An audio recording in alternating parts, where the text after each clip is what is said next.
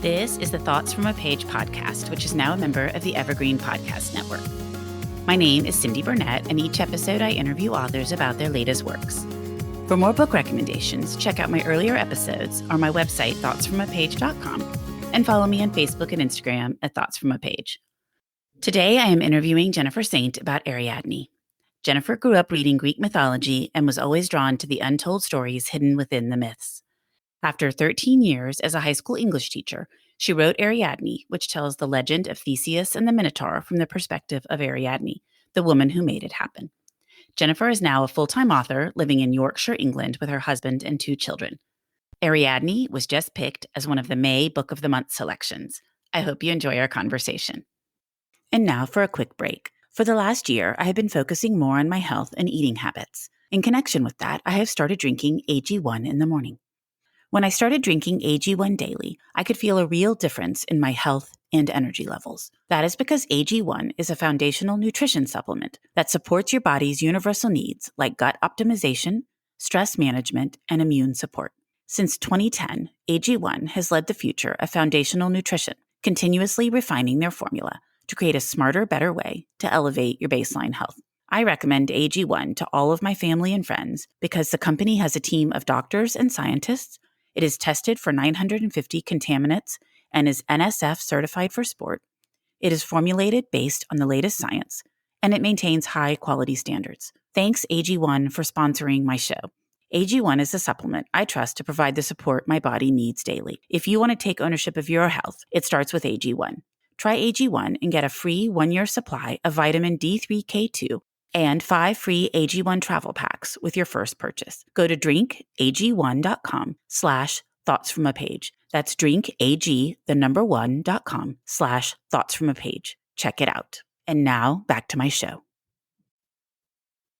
Welcome, Jennifer. How are you today? Oh, fine. Thank you. Thanks so much for having me. Jennifer, why don't we start out with you talking a little bit about Ariadne?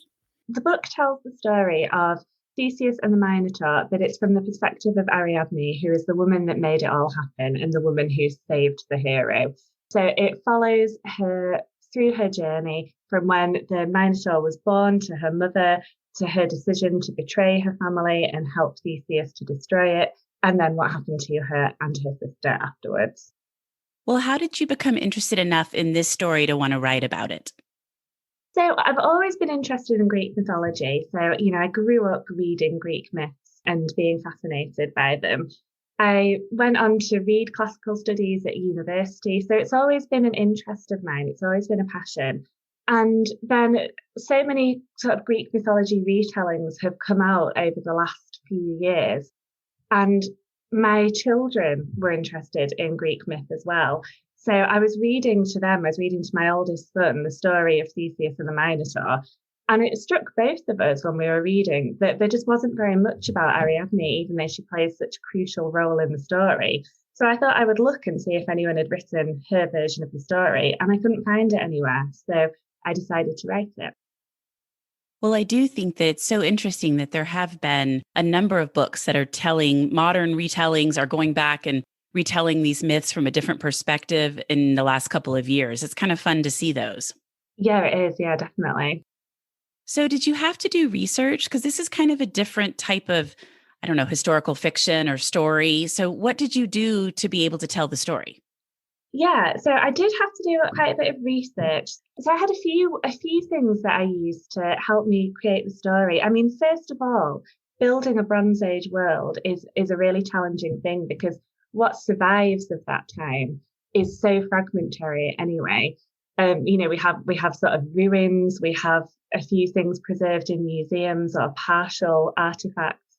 But there's so much that actually we don't know about the way that people lived in the Bronze Age. So that was a big challenge, finding out as much as I could to make the world as real and convincing as I possibly could make it.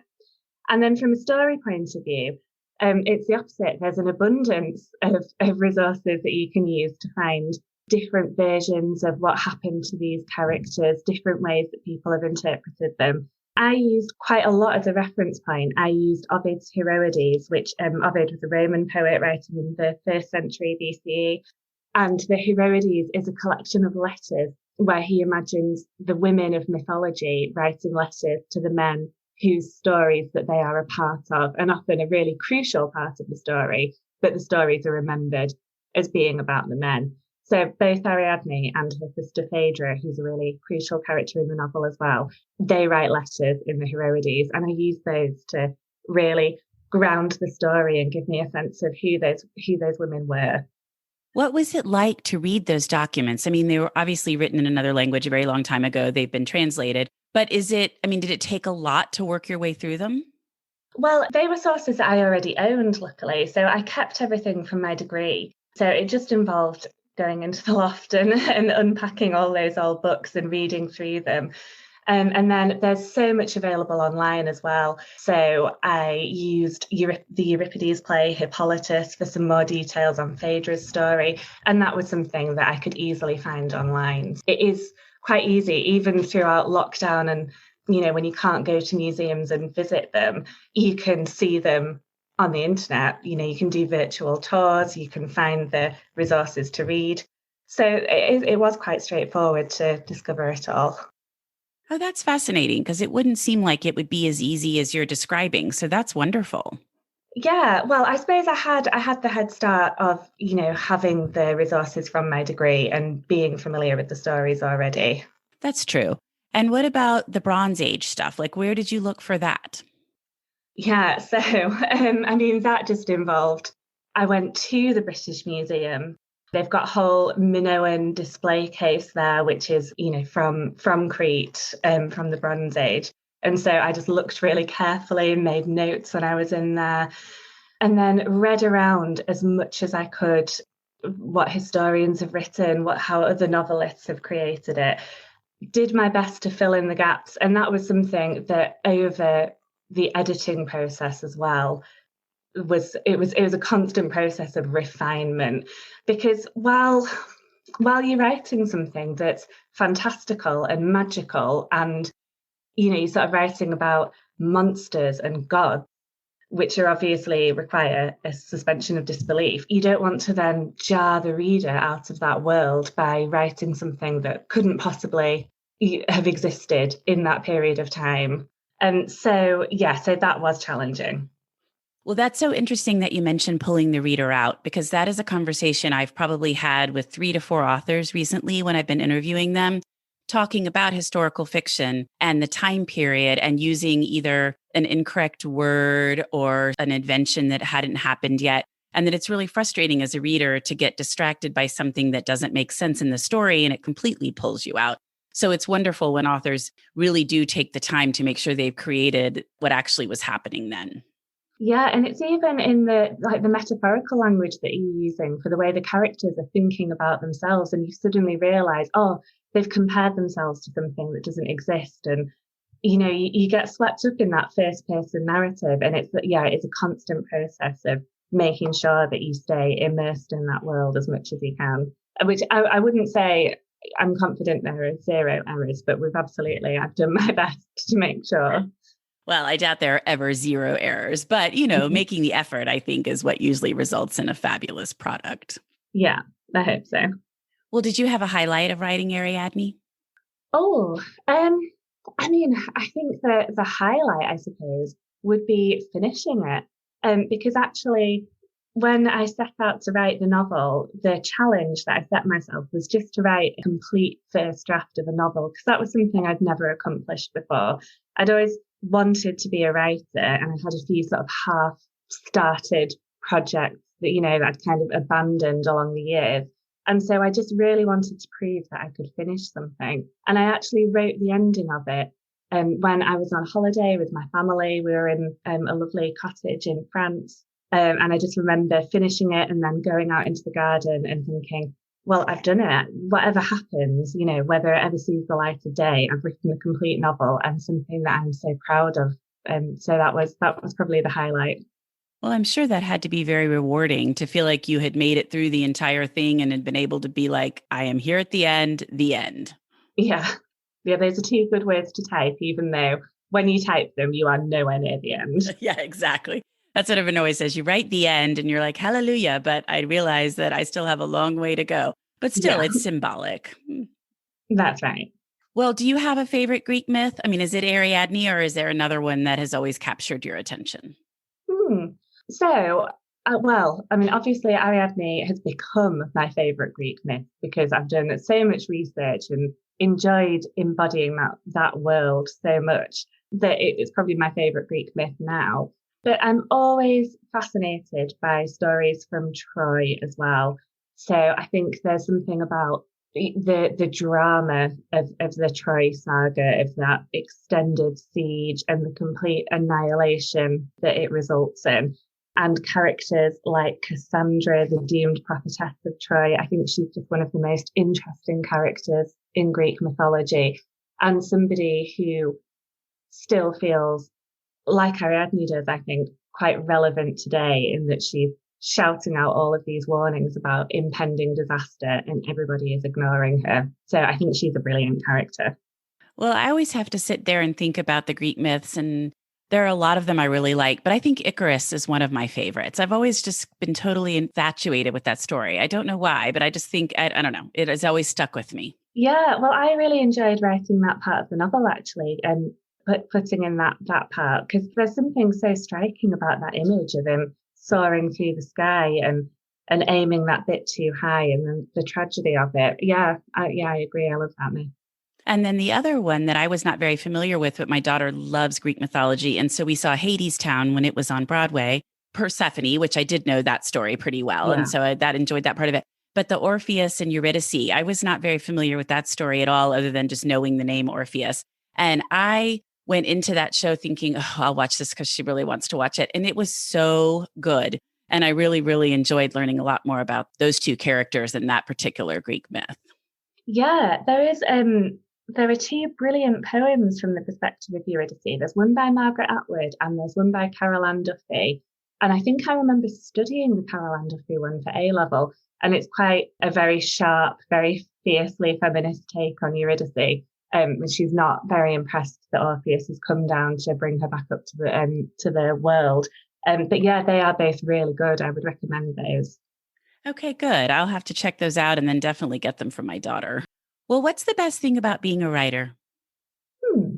There are so many wonderful things about being a writer.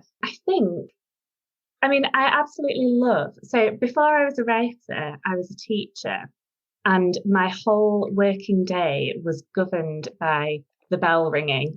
Every hour, you move on to the next lesson. And I think what I really love about being a writer is the luxury of time, that nobody is ringing a bell and that I can sit down at my laptop and I can work for as long as I want to work, and nobody's rushing me on. I really enjoy that now as a reaction to all that time that was so regimented. So structured and on someone else's timetable the whole time.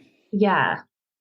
Well, that's nice. And that obviously being able to set your schedule and decide what you want to do. I guess that would be the other reaction to the regimented time. When you're teaching, you have a set curriculum and things you need to be teaching. And now you can decide what you want to write about and do it. Yeah, there's such a luxury in that. I would certainly think so. Well, are you working on anything at the present that you would like to share with me? Yes, so I am I'm saying coming towards the end. I hope I am near to the end of editing my second novel, which again takes women of Greek mythology and puts them to the forefront of their stories. So this one focuses on Clytemnestra, her daughter Electra, and also Cassandra, the character that I was talking about before, is a really crucial part of this novel as well. So I should be finished with that by the end of April. I mean, finished with this round of edits on it, and that will hopefully be out sometime next year. I always think that's so interesting that authors are in the process of promoting the current book that's coming out and dealing with author appearances and living in the world of the book that, you finished and you're holding in your hand, while you're also a lot of the times focused on the next one that's coming and trying to think about editing it and the different things that might need to happen for it. It's probably hard to switch back and forth. It is very confusing, definitely. So I'd spent most of March kind of immersed in the second book, and then things have started to pick up for Ariadne now as we're getting closer to the publication date. So yeah, I had to really remind myself, which book am I talking about? Definitely. Which Greek myth am I inhabiting right now? Well, what do you like to do when you're not writing or reading? One of my favourite things to do, which I'm really excited we're going to be able to do again in the UK soon, hopefully, is go swimming. And I work out a lot of my plot points while I'm in water, I find. So I absolutely can't wait to get back in the pools again. Do you know the author Jill Paul? No, I don't. Because she does the exact same thing. She Oh, swims all the time. And so she says she works everything out while she swims. And that's so funny because you're the only two I've ever heard say that. oh, right. Yeah. Just seems to be where I do my best thinking. That's what she said too. And she swims like when it's even like 40 degrees in the water and stuff. And I'm like, that did not seem like I'd be able to focus on anything but just the very cold water. Yeah. But it's nice to find whatever that place is that helps you kind of clear your mind and have new ideas come up. Yeah. Well, what have you read recently that you really liked? And so I have read actually a couple of proofs of novels that are coming out later this year that have really stood out to me. So one that I would talk about is The Stranding by Kate Sawyer, which is a post-apocalyptic vision of the world. It's a woman who survives the end of the world by hiding in the belly of a whale. So it is an absolutely brilliant concept. As soon as I read that, I was completely in. I wanted to read that book, and it is absolutely beautiful to read. And the second book, quite different in tone that I've just read. I had to look up it's got a different title in the UK. In the UK, it's called Dog Rose Dirt. I think the American title is A Dark and Secret Place, and it's by Jen Williams. And it's a thriller, which isn't a genre that I read a lot of. It's about a woman whose mother dies, and then she discovers that her mother has had this correspondence going on with a notorious serial killer for years and years, and she has to investigate what the connection is between the two of them.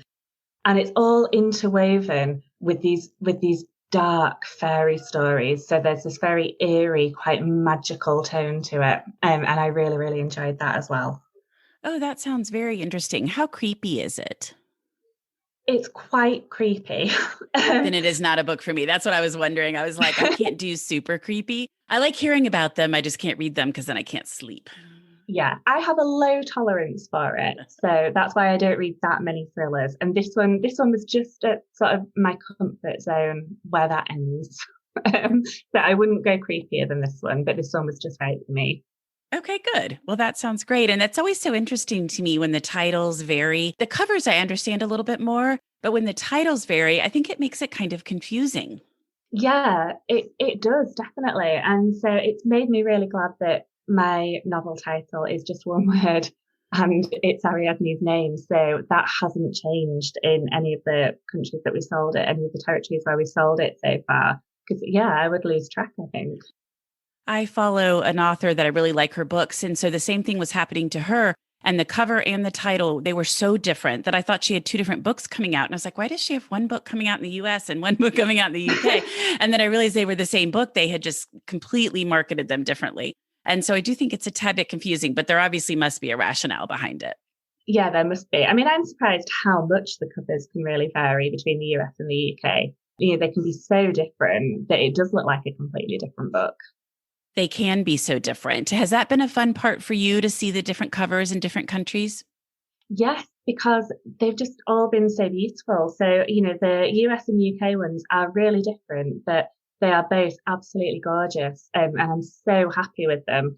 And then I have been able to see the German cover, but that's not out in the public domain yet. And again, it's quite different, but really, really dramatic and really striking. So that has been another highlight, actually. I would certainly think so. And really, with Greek mythology, you could see where it could go in a million different directions. You know, and other types of stories, thrillers, even if the covers are different, they still sort of have that creepy, thriller-y kind of look. But with Greek mythology, you know, with so many different renderings, so many different stories, I would think you could take that in a lot of different directions. Yeah, definitely. And I think it's such a privilege to have your work interpreted by an artist. You know, I can't get over how, you know, what an honor that feels like. I hadn't even thought about it that way and sort of bringing to life what you've created in your mind and then written on the paper. Yeah, I just I'm really amazed by the talent and the skill. And then when you think, well, that's an incredible artist. Michaela Alpino did the UK one, and Joanne O'Neill did the US one, and they're just incredible artists. And the fact that they read my book and then interpreted it so beautifully, I just feel really amazed that happened. Well, and it's great for you that you're pleased with how it looks, because I know every once in a while an author will get a cover and think, this isn't at all what I was envisioning with my story. So it's wonderful that they interpreted it in a way that you like it. Yes, definitely.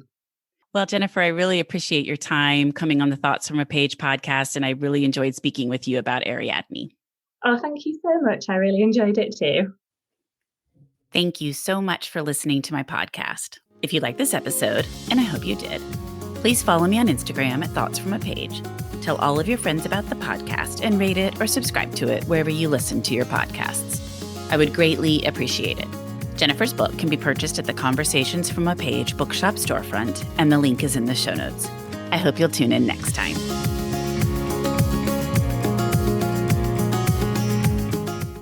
Hi there, I'm Heather Drago. And I'm Sarah Saunders. We host the podcast, That's a Hard No, about saying no and setting boundaries. So you can become that true and empowered you that this world needs. Saying no isn't just okay. It's the key to living an authentic, fulfilling life. I'm a licensed professional clinical counselor, so while this podcast is in no way a replacement for one-on-one therapy, I suppose I know what I'm talking about. I'd say so. We talk about learning to say no and set healthy boundaries and how it impacts mental health, physical health, relationships, parenthood, and more. Subscribe wherever you get your podcasts and visit our website, hardnopodcast.com. We're here to help you find your no and say it unapologetically. That's a hard no.